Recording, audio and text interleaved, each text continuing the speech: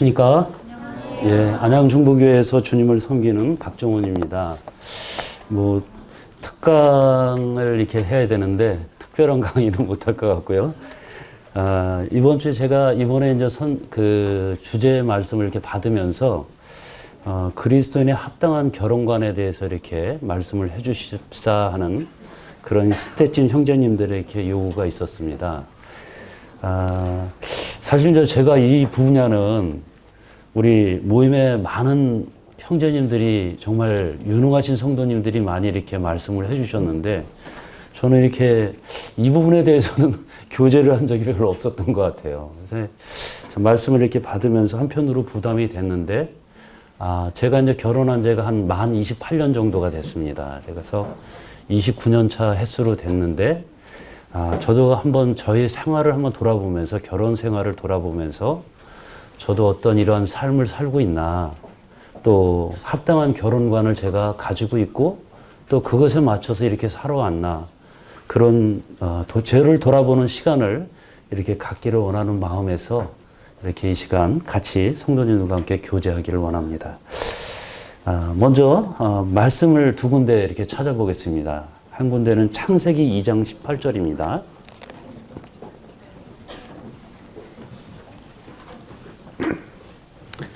예, 우리 다 찾으셨습니까? 예, 한 목소리로 한번 읽어보도록 하겠습니다. 시작. 여호와 하나님이 이르시되 사람이 혼자 사는 것이 좋지 아니하니 내가 그를 위하여 돕는 배필을 지으리라 하시니라. 우리가 맨 뒷부분 한번 찾아보겠습니다. 하나님 말씀 요한일서 2장 15절 16절 한번 찾아보겠습니다. 요한일서 2장 15절 16절. 예, 뒷부분에 389쪽에 있습니다. 자, 찾으셨습니까? 한 목소리로 같이 읽겠습니다. 시작. 이 세상이나 세상에 있는 것들을 사랑하지 말라. 누구든지 세상을 사랑하면 아버지의 사랑이 그 안에 있지 아니하니 이는 세상에 있는 모든 것이 육신의 정욕과 안목의 정욕과 이생의 자랑이니 다 아버지께로 온 것이 아니요 세상으로부터 온 것이니라. 예. 사람들이 많은 그 제도를 이렇게 만들었는데요. 그 중에서 이제 가정은 누가 만들었을까요? 이 가정은 하나님께서 친히 만드셨어요. 이 결혼을 통해서 하나님께서 이렇게 가정을 이루신 것을 이렇게 말씀을 통해서 보게 됩니다. 그래서 가정의 최소의 단위는 부부로서 이렇게 시작되는 것을 우리는 알게 됩니다. 그런데 하나님께서 이렇게 만드신 이 가정이 근래에 들어서 점점 이렇게 와해되고 있는 것을 이렇게 보게 됩니다. 참 어떻게 젊은 사람들은 참 이렇게 젊은 형제 자매들이 이렇게 많은데요. 젊은 사람들한테 이렇게 얘기를 해보면 저 같은 경우는 이제 28살에 제가 이제 결혼을 했는데 요즘 보면은 결혼을 한 30이 넘었는데도 결혼할 생각을 안 해요. 그래서 몇 살쯤 할 거야? 그럼 조금 더 이렇게 좀 자리를 잡으면 하고 싶습니다. 이렇게 하는 분들이 많이 있는 것을 보게 됩니다. 또 결혼을 해도 어떻게 보면 지속적으로 결혼 생활을 유지하기가 정말 어려운 시대에 이렇게 있는 것을 보게 됩니다. 1900년대 초만 하더라도 이렇게 우리나라의 그 이혼율에 대한 통계 자료를 이렇게 보니까요. 약 한 8% 미만으로 이렇게 이혼율이 이렇게 있었던 것을 보게 돼요. 그런데 2000년대로 이렇게 넘어오면서 약 결혼 대비 이혼율을 갖다 이렇게 보니까요. 결혼이 만약에 10쌍을 하면 이혼이 한 5쌍 정도가 이렇게 한 해에 하는 그런 결혼이 만약에 30만 쌍을 하면 이혼이 한 15만 쌍 이렇게 하는 가정이 점점 파괴되고 있다는 사실이에요. 더욱이 좀 심각한 것은 우리나라의 이 닥친 문제가 이혼율이 세계 증가율이 세계 1위입니다. 좀 불명예스럽죠. 근데 더 심각한 것은 무엇이냐면요. 우리가 주님을 모시고 우리가 주님을 잘 믿는다는 그런 가정 속에서도 이러한 이혼들이에 대한 이런 입장들이 자기와 합리화적인 그런 생각들이 많이 싹트고 있어요. 그래서 이혼을 해도 좋겠다. 이렇게 이제 생각을 가진 사람들이 점점 늘어나고 있고, 이혼하는 건 뭐 그냥 시대에 맞춰서 그냥 당연한 거 아니야? 부부가 행복하게 살기를 원했는데 마음이 안 맞으면 나눠지는 것이 뭐 당연한 거 아니냐? 이렇게 생각하는 사람들이 그리스도인 가정에도 이렇게 점점 그 비율이 늘어나고 있다는 사실입니다. 왜 가정이 이혼으로 이렇게 깨지는 겁니까, 이게? 왜 그렇습니까?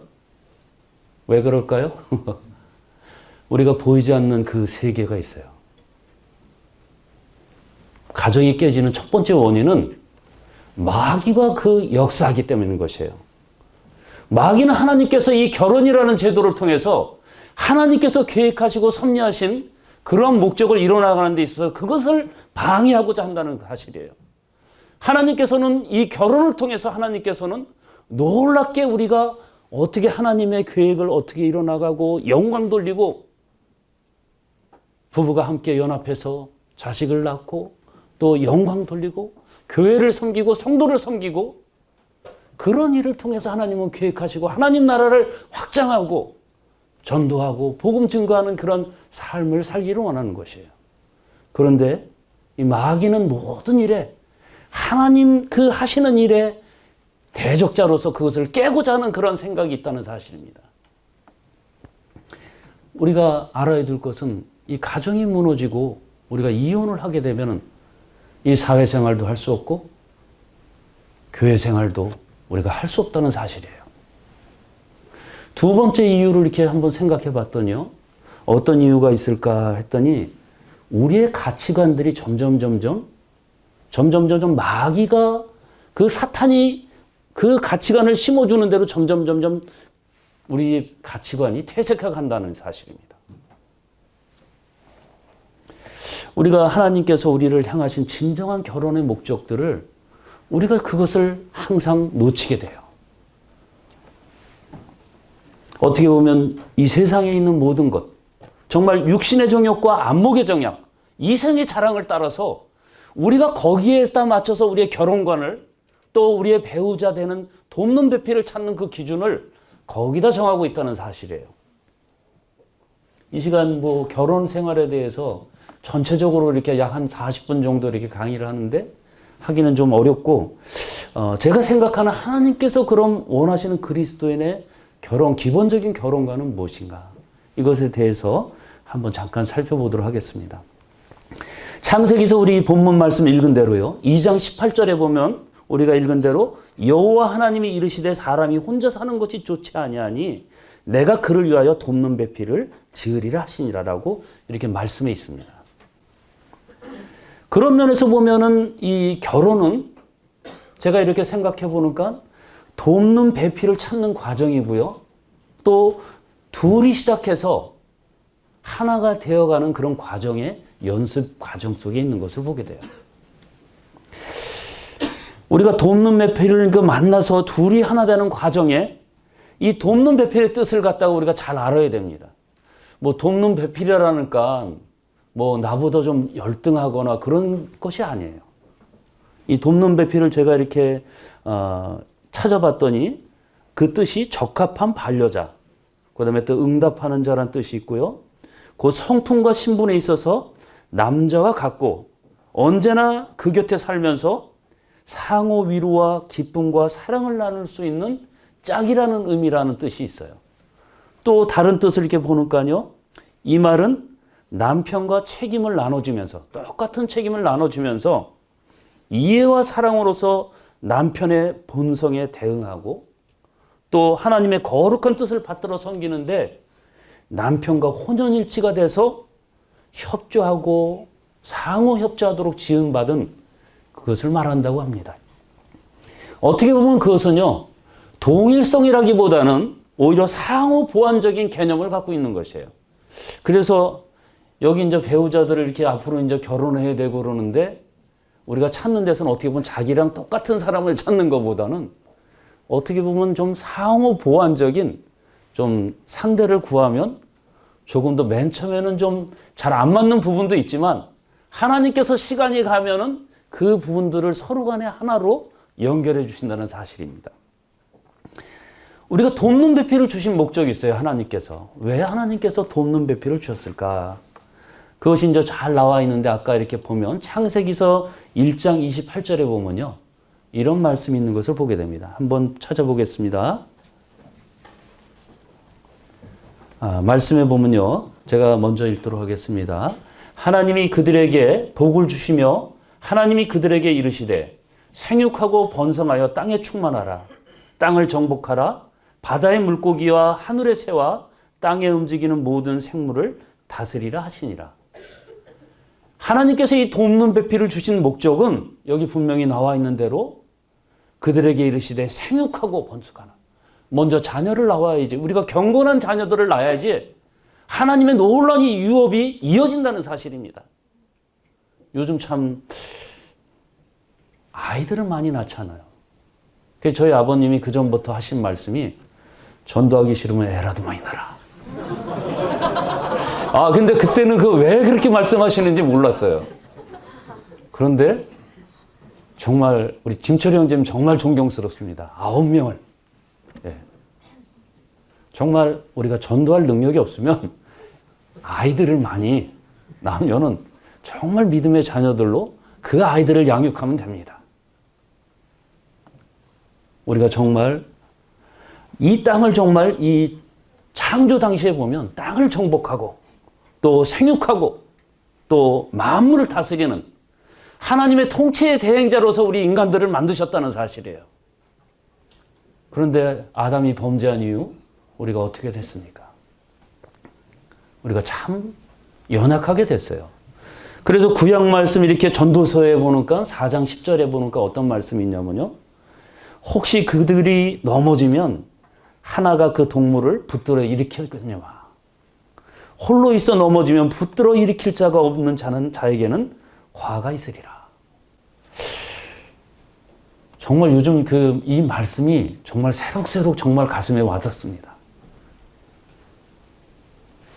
집에 이제 가끔 이제 퇴근하고 나면 이렇게 집에 들어가고 나면 밥을 이제 자매가 늦게 오게 되면 밥을 안 먹고 끝까지 기다립니다. 이게 밥을 혼자 먹기도 뭐해요. 그리고 이제 깜박깜박 이제 모든 것을 이제 조금 가끔 이게 스케줄을 놓치게 됩니다. 그래서 자매가 아내가 이렇게 챙겨주고 우리가 혼자서는 어떻게 보면 이 세상을 살아가는데 너무나 연약하고 부족하구나 이런 생각을 해보게 됩니다. 정말 이렇게 살아가면서 부부가 서로 의지하고 서로 이렇게 살아가는 것이에요. 같이 늙어가고 같이 동무로서 어떻게 보면 젊었을 때는 사랑과 어떻게 보면 열정으로 살지만 나이가 점점 들어가면서 사는 것은 어떻게 보면 친구 같은 관계 또 같이 동역자적인 관계 이렇게 섬기는구나 서로 이렇게 섬기면서 살아가는구나 이런 생각들을 해보게 됩니다. 그리고 또 넘어지면 일으켜주고 주님 일을 이렇게 하게 되다 보면 마음이 연약할 때가 많이 있어요. 그러면 그때 아내가 위로해주고 또 남편이 위로해주고 그럴 수도 있는 거야. 우리가 주님 생각합시다. 서로 위로의 마음을 통해서 마음에 넘어졌고 연약한 부분들을 일으켜주고 다시 일으켜줍니다. 또 이렇게 신약에 이렇게 보니까 베드로전서 3장 7절 말씀에 보니까 이런 말씀이 있습니다. 남편들아 이와 같이 지식을 따라 너희 아내와 동거하고 그를 더 연약한 그릇이요 또 생명의 은혜를 함께 이어받을 자로 알아 귀히 여기라. 이는 너희가 기도가 막히지 아니하려 함이라. 우리가 정말 이 아내는 남편을 귀히 여겨야 되고 또 남편은 아내를 연약한 그릇으로 알아 아주 귀하고 섬세하게 우리가 해야 된다는 사실이에요. 왜 그러냐면 이 동역자를 주신 이유가 뭐냐면 생명의 은혜를 함께 이어받을 자예요. 이 동역자를 우리가 하는 것은 뭐냐? 우리가 이런 관점에서 우리 함께 우리 반쪽을 찾아야 되는 것입니다. 우리가 생명의 은혜를 함께 이어받을 자예요. 하나님께서 우리에게 허락하신 놀라운 이 생명의 은혜, 하늘의 영원한 기업, 이것을 함께 이루어가는 것입니다. 이것은 정말 혼자 할 수 없어요. 물론 뭐 사도 바울처럼 특별한 은사를 가지신 분들은 가능하지만 어디 신방을 한다던가 또 개인적인 어떠한 일을 함에 있어서 우리가 교제를 함에 있어서 같이 옆에 동역자가 있어야 되는 것이에요.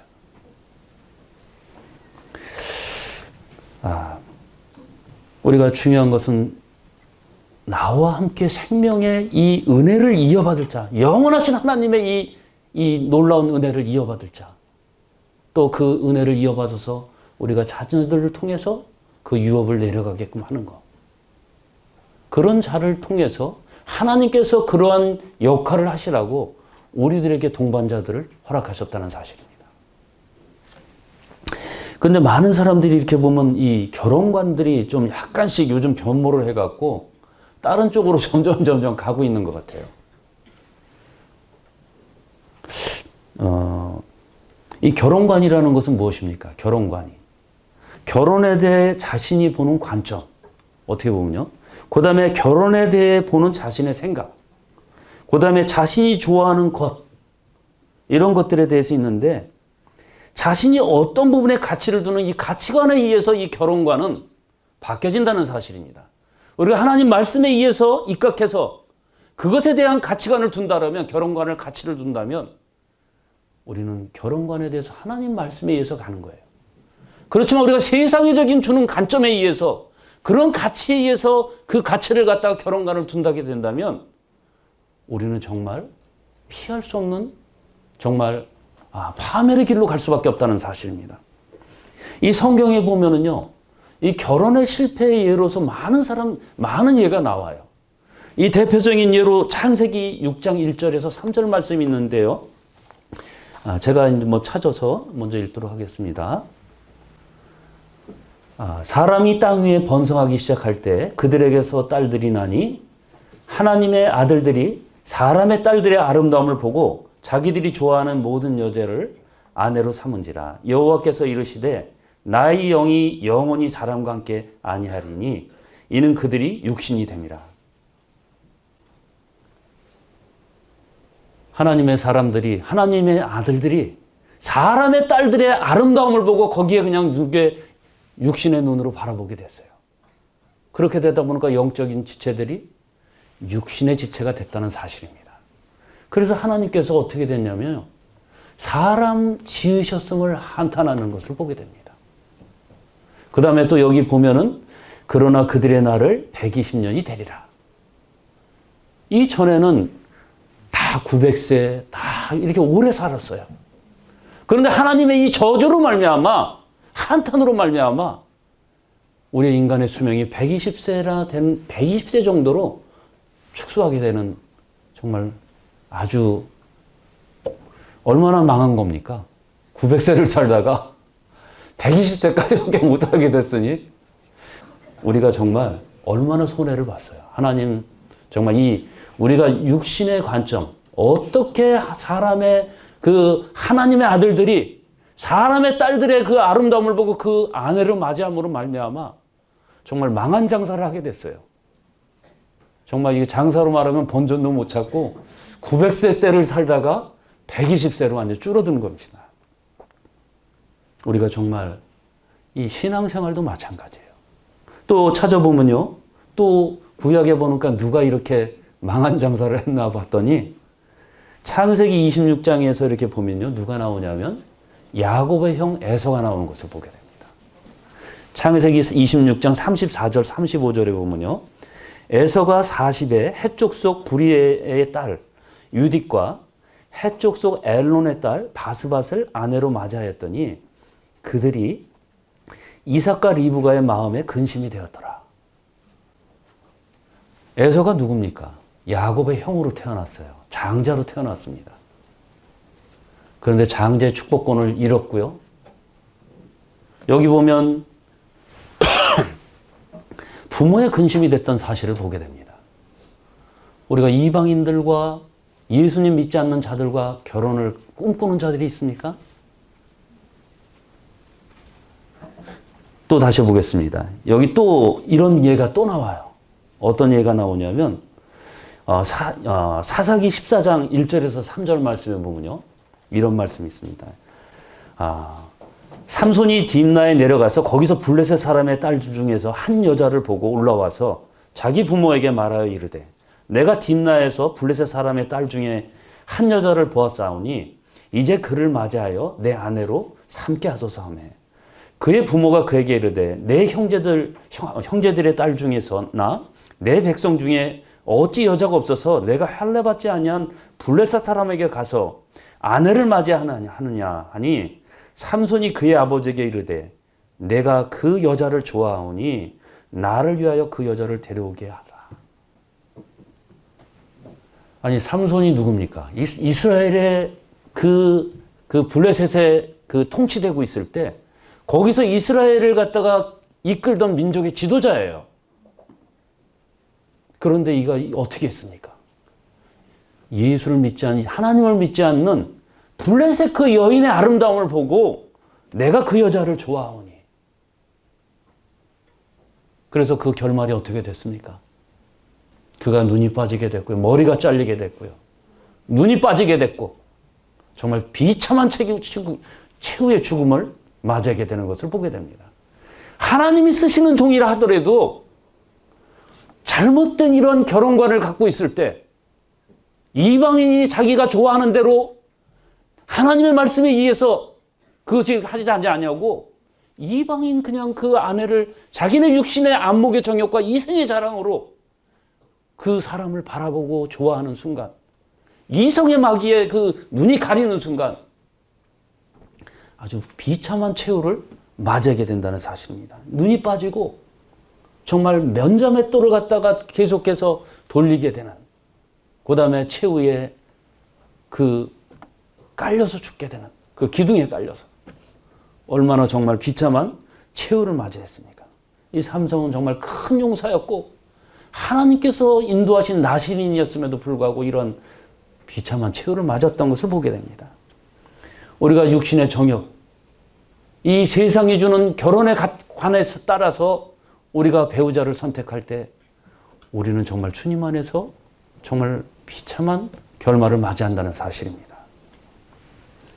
이 성경에 나타난 결혼의 실패에 의해서 보듯이 우리가 어떻게 보면은요, 우리가 젊었을 때 특히 조심해야 되는 게 어떻게 되냐면 우리가 청년의 정욕을 피하죠. 디모데후서 2장에 있는 말씀처럼 청년의 정욕을 피해야 되고 주를 깨끗한 마음으로 부르는 자들과 의와 믿음과 사랑과 화평을 따라야 되는 것이에요. 우리가 어떤 이성의 마귀에 쓰여서 거기에 우리가 현혹돼서 잘못해서 올무에 빠지게 되면요. 거기서 헤어나오기가 너무나 힘들다는 사실입니다. 이처럼 이 결혼은요. 어떻게 보면 어떤 가치관을 갖고 어떤 결혼관을 가지고 우리가 결혼하냐에 따라서 우리 인생의 흥망성쇠가 달린 것입니다. 우리가 이 땅에 내려오는 것은 무엇입니까? 이 땅에 나오는 것은 우리의 의지로나 우리의 뜻대로 나오는 것은 아니에요. 부모님께서 사랑을 통해서 우리가 이 땅에 오게 됩니다. 그렇지만 이 결혼은요. 하나님께서 우리에게 보여주신 그 가치관을 따라서 우리가 순종하느냐 아니냐에 따라서 우리의 인생이 남은 인생이 주님과 그 남은 우리가 80에서 100에 산 많은 오랜 생활 50년에서 70년 그 이상을 사는 동안 우리가 어떤 삶을 살아야 되는 것이에요. 그것을 말해 주겠어요. 왜 그러면 이렇게 잘못된 그 결혼관을 가지게 되었느냐? 아까도 말씀드렸지만 마귀에 의해서 꼬임에 의해서 이게 넘어가게 되고 대적자는 무리에 의해서 이것이 우리의 가치관이 점점 변하게 된다는 사실입니다. 우리가 한번 사랑을 한번 좀 보십시오. 어떻게 됐습니까? 옛날에 그 사랑은 어떻습니까? 요즘 이렇게 이 사랑을 보니까요. 너무나 어떻게 보면요. 이 진정한 사랑을 좀 천박한 사랑으로 이렇게 자꾸 바꿔놓는 것을 보게 됩니다. 어떻게 보면 이 가슴적으로 충동적으로 이렇게 뜨거운 거 어떻게 보면 그것이 사랑인 양 호도하고 있어요. 한번 TV 프로그램을 한번 보십시오. 또 영화를 보십시오. 아주 명작이라고 아주 명화라고 이렇게 했던 그 프로그램들을 이렇게 보면은 어떻습니까? 그 주제가 대부분이 불륜이에요. 근데 불륜을 갖다가 마치 아주 진정한 사랑인 양, 감각적이고 충동적인 사랑이 그것이 마치 진정한 사랑이야. 또 그러한 그 감각이나 어떤 충동이 나에게 왔을 때 그것을 모든 것을 포기하고 그것을 따라가는 것이 마치 진정한 사랑인 양. 많은 사람들이 그것을 그렇게 미화하고 있다는 사실입니다. 그리고 이혼하고 자기가 너무 지루한 삶인 것 같아. 나는 새로운 뭔가 자극이 필요해. 새로운 그 자극이 왔을 때 이혼을 과감하게 하고 새로운 것을 찾아가는 것. 그것이 무슨 마치 진정인 사랑인 양. 그렇게 우리를 호도하고 있다는 사실입니다. 그 전에 제가 몇십 년 전에 메디슨 카운트의 달이라는 영화를 봤는데 거기에 보면 남자 주인공과 여자 주인공이 정말 뭐라 그럴까요? 정말 애절한 사랑을 하게 됩니다. 그런데 그것이 그것이 어떻게 보면 불륜이죠. 그런데 그것이 마치 아주 지금도 제가 오늘 오기 전에 한번 확인해 봤어요. 와, 명화라고, 명작이라고. 이렇게 하고 있다는 사실입니다. 마귀가 하나님을 경외하지 않는 그런 자들을 통해서 이 그릇된 사상들을 계속해서 뿌리고 있어요. 우리 삶 속에. 그리고 우리가 많은 사람들이 거기에 현혹되고 있습니다. 그 결과 어떻게 됩니까? 우리가 자신 중심적인 사랑을 하게 돼요. 타인적인 이타적인 사랑을 하는 것이 아니고 남을 위한 사랑을 하는 거죠. 남을 위한 헌신을 하는 것이 아니고 내 중심적으로 사랑을 하게 됩니다. 나도 이 정도 사랑은 누릴 수 있어. 나도 이 정도 나를 위해서 이기적인 사랑을 할 수 있어. 자꾸 그러면서 쾌락적인, 자극적인, 그리고 거기에 따라가는 거.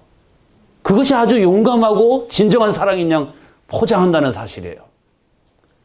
이것은 진정한 사랑이 아닙니다. 이것은 마귀가 우리에게 심어놓은 그릇된 잘못된 사랑이에요. 그리고 또 요즘 이 사랑뿐만 아니라 사람들이 요즘 가장 그 경제적으로 이 돈이나 물질에 의해서 그 사람이 그 사람을 평가하는 것이에요. 누가복음 12장 15절 말씀에 보면 어떤 말씀이 있냐면요.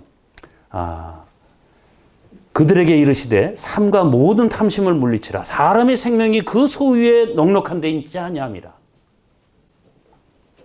우리의 소유, 우리의 생명, 이것은요, 우리의 이 소유의 넉넉함에 있는 것이 아닙니다. 마귀는 돈이 있으면 그 사람이 정말 어떻게 보면 돈을 사랑하게 우리를 그렇게 만들어요. 이렇게 해서 또 그것에 의해서 저는 깜짝 놀란 적이 있어요.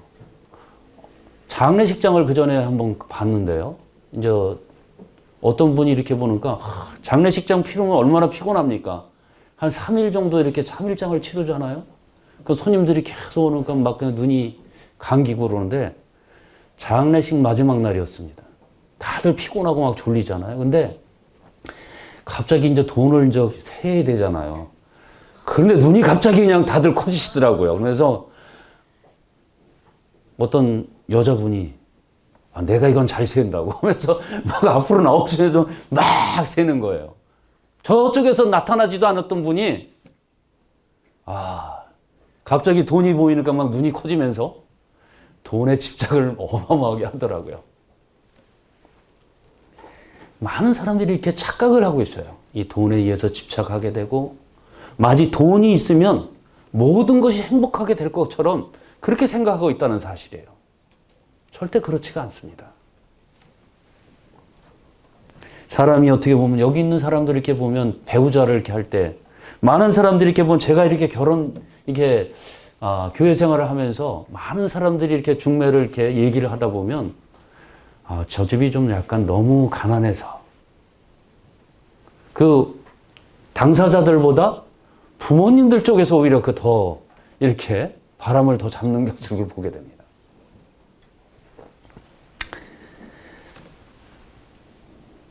그런데 이렇게 보니까요, 좀 저 집이 좀 살만한 집이야 하고 이제 결혼한 가정들을 몇 쌍이 봤어요. 또 그 집을 찾아서 간 집, 가정들을 봤어요. 그런데요, 세월이 이렇게 지나면서 보니까 어떤가 하면요, 덕을 보러 갔는데 오히려 덕을 줘야 돼, 이렇게 부양을 해야 될 그런 형편으로 변한 가정들을 몇 가정을 보게 됐습니다. 우리가 정말 이 돈이라는 것은요, 있을 수도 있고 없을 수도 있어요. 하나님께서 축복하시면 돈을 많이 벌을 수도 있어요. 돈이 또 없을 수도 있어요. 저 같은 경우는 사실 참, 제가 결혼할 당시에 저는 뭐 가진 것도 없었어요. 가난한 사역자의 사남매의 장남이었습니다. 결혼해서 뭐 살만한 그런 장소도 없었어요. 그런데 주님께서 아내를 이렇게 허락하시고 또 믿음으로 또 그런 기도하는 가운데 저에게 이렇게 같이 결혼을 하게 됐고, 또 주님께서 축복하셔서 또 남을 섬길 수 있는 그러한 여력을, 경제적인 여력을 허락하셨어요. 이 돈이라는 것은요, 이 물질이라는 것은 우리가 잡으려고 그러면 이 참 놀라운 진리인데요, 다른 데서는 안 쓰고 안 입고 절약하고 근검하면 그것이 돈이 남아요. 그런데 우리가 믿음의 방법은 그것이 아닙니다. 믿음의 방법은 우리가 계속해서 나눠주는 역할을 하십시오. 또 그런 자들을 갖다가 배우자로 섬겨야 돼요. 베푸는 자. 그런 자들을 계속해서 우리가 한다고 그러면은 우리가 정말 후회 없는 결혼을 할 수가 있어요. 저는 정말 직업도 변변치 않았어요. 그 당시에 대학교 4학년 이제 졸업을 하고 아직 직업을 잡지 않은 상태에서 제가 선을 받습니다. 그런데 은혜 가운데 결혼을 하게 됐어요. 그러니까 이 물질적인 거, 어떤 조건을 떼세워서 우리가 결혼을 한다면 그것은 별로 합당치 못한 기준이라는 사실입니다. 이 사탄이, 마귀가 우리의 잘못된 결혼관을 줬어요. 우리가 초창기 때 이렇게 보면 믿음으로서 우리가 결혼을 했어요.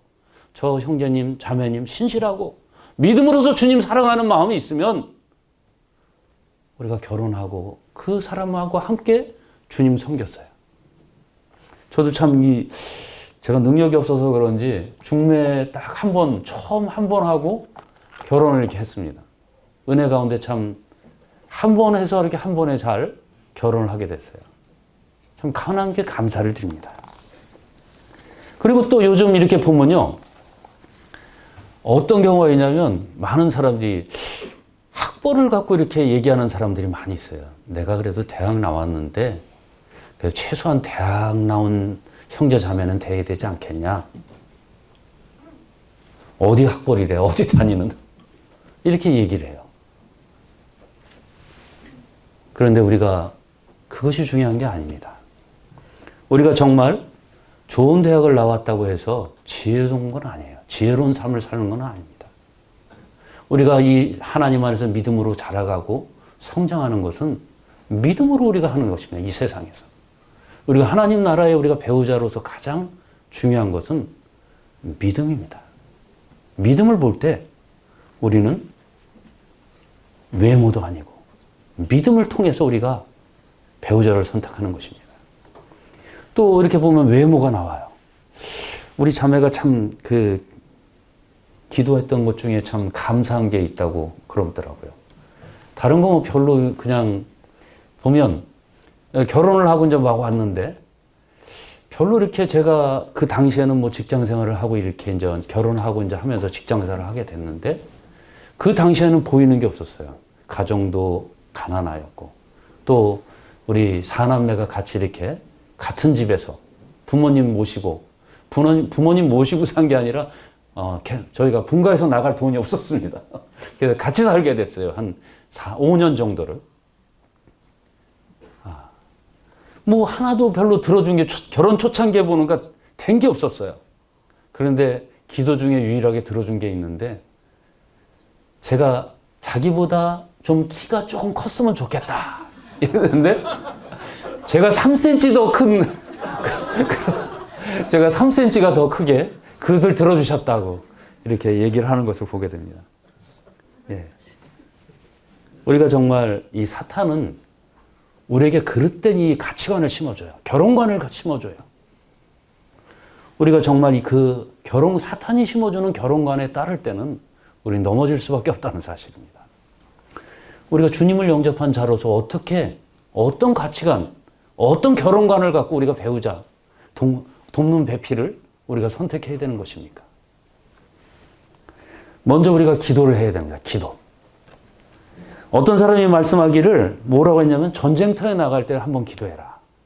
또 배를 타고 먼 바다를 나려거든 2번 기도하라고 했어요. 그 다음에 결혼을 하려거든 3번을 기도해라. 어떻게 보면 그만큼 결혼이요 정말 중요하다는 사실입니다. 어떻게 보면 우리가 이 기도하고 그렇게 우리가 기도 가운데 이 일을 하지 않으면은 우리는 실패할 수밖에 없어요. 왜냐면 우리 젊었을 때는 정말 세상 경험을 많이 못했잖아요.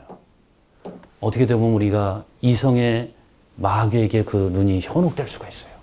거기에 넘어질 수밖에 없어요. 우리가 하나님의 은혜입니다. 우리가 하루하루 살아가는 것이. 우리가 그 길 따라서 우리의 잘남이나 우리의 어떤감이나 그걸로 사는 것이 아니에요. 우리가 기도하지 않으면 합당한 배우자를 얻을 수 없다는 사실입니다. 그리고 우리가 기도하는 가운데 한번 젊은 형제 자매들은 이 리스트를 쓰시길 바랍니다. 구체적으로 조목조목 내가 어떤 형제를 위해서 기도합니다. 어떠한 조건을 위해서.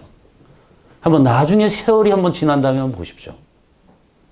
하나님께서 그대로 인도하십니다. 제가 이렇게 우리 자매가 이루어진 거는 결혼하고 나서 이루어진 것은 키 3cm 큰 거라고 말씀드렸는데 세월이 약 한 28년이 이렇게 지나면서 결혼하고 나서 이렇게 보면 주님께서 기도한 부분들을 거반 이루셨다는 사실을 보게 됩니다. 앞에서 정말 주님 일을 위해서 일을 했으면 좋겠다. 또 남한테 베푸는 일을 했으면 좋겠다.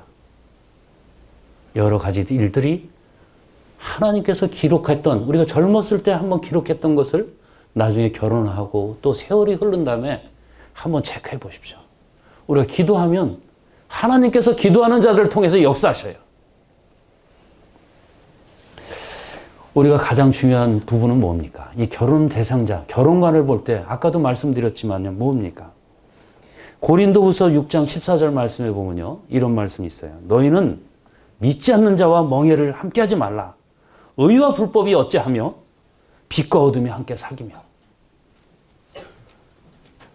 참 이 결혼 대상자를 놓고 하는데 이 눈을 갖다가 아까도 제가 구약이나 이렇게 신약을 보면서 잘못된 예를 갖다 이렇게 쭉 들었는데요. 그 외에 많은 사람들이 예가 나와요. 그런데 우리가 정말 평생을 믿지 않는 사람과 우리가 산다고 생각해 보십시오. 얼마나 정말 비참합니까? 정말 비참해요. 우리가 이 정말 어떤 분이 말하기를 이렇게 합니다. 정말 이 불신자와 결혼하는 것은 정말 화약을 갖다가 우리가 쥐고 불 속으로 뛰어드는 것이다. 이 불신자와 결혼하는 것이 얼마나 믿지 않는 자와 결혼하는 것은 이와 같은 표현입니다. 우리가 정말 이것은 정말 우리가 꼭 명심해야 되는 것이에요. 그 다음에 우리가 또 결혼할 때 우리가 봐야 되는 것은 뭐냐? 남을 배려하는 그 착함과 선함이 그 사람 속에 있는가? 그거를 배워야 돼요. 그 안에 정말 남을 위해서 베풀고자 하는 정말 선하고 착함, 그 다음에 또 남의 시기하지 않는 그런 것이 있나? 우리가 그것을 봤으면 좋겠어요. 마음속에 똑똑하기도 하고 그 사람이 잘생기기도 했는데 정말 자기밖에 모르고 이기적이라 그러면 다시 한번 생각해 봐야 됩니다. 이 결혼은요, 이 평생을 살아가는 어떻게 마라톤 같은 것이에요. 잠깐 결혼 생활을 한번 이렇게 좀 살다 보면요, 한 달 살다 보면 다른 것 안 보입니다. 인물도 안 보여요. 살다 보면 그 사람의 믿음과 인격이 보이는 것이에요. 왜? 하나님 앞에서 우리가 어떤 자세로 살아야 되느냐? 사는데 얼굴만 맨날 바라보고 살 수는 없잖아요. 그것이 아무 유익이 없어요. 이혼 많이 하는 사람들이 누굽니까? 탤런트들이 잘 보면 연예인들이 가장 이쁘고 그런 사람들이, 잘생기고 이쁜 사람들이 계속 이혼하더라고요. 우리가 이 세상을 살아가는 것은 무엇입니까? 우리가 이 세상 살아가는 것은 믿음을 통해서 그 사람을 분별하고 같이 그 믿음을 하나님께 영광 돌리는 그런 삶을 살아야 돼요. 그러기 위해서는 우리가 그 마음속에 착함과 선함과 그 다음에 편안함, 그 사람이 배려하는 마음은 그런 것이 있나를 우리가 살펴야 된다는 사실입니다. 그 다음에 또 제가 이렇게 살면서 이렇게 보니까요, 책임감과 여자는 염치가 있나를 한번 봤으면 좋겠습니다. 남자들이 이렇게 보면요, 나는 그냥 복음 전한다 해갖고 가정을 내팽개치고 아주 복음만 증거하는 사람. 자매님들도 봐요. 자매님들도 그런 분들이 계셔요. 자매님들 보면 복음 전하러 나간다고 그러는데 집에 가면 집이 어수선합니다. 이것은 하나님 앞에서 합당치 못해요. 자기의 책임을 갖다가 책임감이 있는 사람을 배우자로 우리가 선택해야 되는 것입니다. 그 다음에 또 어떻게 보면 염치가 있어야 돼요. 염치요. 어떤 사람은 보면요, 밥을 한 번 샀으면 예를 들어 두세 번 얻어먹었으면 최소한도 한 번은 살 수 있는 그런 마음이 있어야 돼요. 그런데 어떤 사람은 보면요, 밥을 5번을 사도 한 번도 안 사는 사람이 있어요. 우리 유인관 회장님께서 오늘 밥 사는 얘기 많이 하셨는데요. 예, 밥을 살 때 잘 사야 됩니다. 예, 우리가 결혼을 이렇게 할 때 보면 자매를 선택할 때도 또 형제를 선택할 때도 자주 지갑을 여는 그런 분을 선택하십시오. 예. 그렇죠. 그건 맞아요. 제가 이렇게 살아보니까, 물론 제가 연애할 때 저는 이제 실업자였고 직장을 아직 갖지 않은 상태였고 자매는 이제 직장인이었기 때문에 자매가 많이 지갑을 열어서 저도 이제 가끔 열긴 했지만 제가 뭐 가난해서 뭐 그걸 뭐 우리가 정말 베푸는 삶, 그런 삶을 사는 그런 형제 자매들을 선택하면 후회하지 않을 겁니다. 정말 어떻게 보면요, 우리가 이 돕는 배필을 바라보는 관점들이 많이 틀릴 거예요. 본인만이 특별히 어떤 것을 갖다가 추구하는 부분들이 있을 거예요. 그런데 처음부터 이렇게 완전한 사람은 없어요. 우리가 배우자를 선택함에 있어서 우리가 서로 상이하게 이 돕는 배필을 만났을 때 어떻게 보면 그 하나 되는 과정을 통해서 우리가 좀 더 사랑스럽고 너그러운 마음으로 우리가 그 사람을 바라봐 준다면 정말 좋은 결과들을 맺지 않을까 생각됩니다. 오늘 제가 이제 말씀을 마무리하면서 이렇게 보니까 하나님이 원하시는 결혼관이 무엇일까? 제가 이제 인생을 살아가면서 이렇게 볼 때 정말 하나님께서는 우리에게 허락하시는 이 돕는 배필의 의미에 대해서 우리가 맨 처음에 살펴봤어요. 그래서 어떻게 해야 되느냐? 하나님의 그 유업을 함께 이을 자, 하나님의 영원한 그 생명을 낳을 수 있고 생명을 복음으로 함께 동역할 수 있는 자, 우리가 그 자를 선택해야 되는 것입니다. 교제를 잘하고 또 남들을 잘 섬기고 그런 자들을 우리가 해야 되는 것입니다. 또 우리가 유의해야 될 부분은 뭐냐? 우리가 성경에 나타난 그런 결혼관을, 그런 것을 따라야 된다는 것입니다. 이 사탄이 잘못 주는 그릇된 물질이라던가 또 외모적인 부분, 또 어떤 그런 학식적인 부분, 그런 것을 따를 때 넘어질 수밖에 없어요. 우린 그런 것에서 우리가 말씀에 의해서 우선순위가 무엇인가, 어떤 것을 나는 제일 하나님 앞에 나의 배우자, 나의 동반자를 선택함에 있어서 어떤 것을 나 우선순위로 둬야 되나, 그거를 늘 한번 생각해 보시기 바랍니다. 그 다음에 또 우리가 세상적인 관점에서 우리가 결혼 상대자를 찾으면 안 된다는 사실이에요. 우리가 지금 환경을 갖다가 지금 환경을 보면 안 돼요.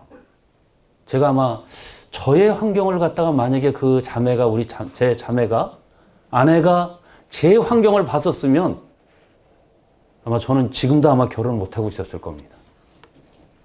우리 이윤식 형제님이 여기 계신데요. 아주 증명해 드릴 수 있어요. 우리가 거듭난 것이 분명하고 성실하고 마음이 착한 형제고 자매고 그런 자가 훌륭한 배우자인 것입니다. 그런 훌륭한 배우자를 우리가 선택해서 결혼을 해야 되는 것입니다. 이 세상적인 조건들은요, 우리가 시간이 지나면 주님께서 그것을 다 채우셔요. 무엇을 먼저 우리가 주님 앞에 먼저 그 나라와 그 의를 구하는 삶. 우리가 그것을 갖다가 중점적으로 둘 때 하나님께서 세월이 지나 보면 다 채우신다는 사실입니다. 우리가 하찮은 세상적인 조건 때문에요. 어떻게 보면은 참 믿음과 신앙을 가진 형제 자매를 실족시켜서는 안 된다는 사실입니다. 또 어떻게 보면 때로는 세상이 주는 유혹에 의해서 어리석게도 이 에서와 같이 또 사사시대 때 누굽니까? 이 삼손처럼 그런 자신이 좋아하는 대로 그냥 선택을 했을 때는 좋지 않은 결말, 비참한 최후를 맞는다는 사실입니다. 우리가 정말 이 자리에 함께한 모든 형제 자매님들께서는 하나님이 인정하시는 합당한 결혼관과 이성관을 통해서 정말 각기 돕는 배필을 정말 허락하시기를, 또 그런 눈들을, 영안의 눈을 허락하시면서 정말 주님의 유업을 이어받을 각각의 배우자들을 선택하시기를 바랍니다. 예, 감사합니다.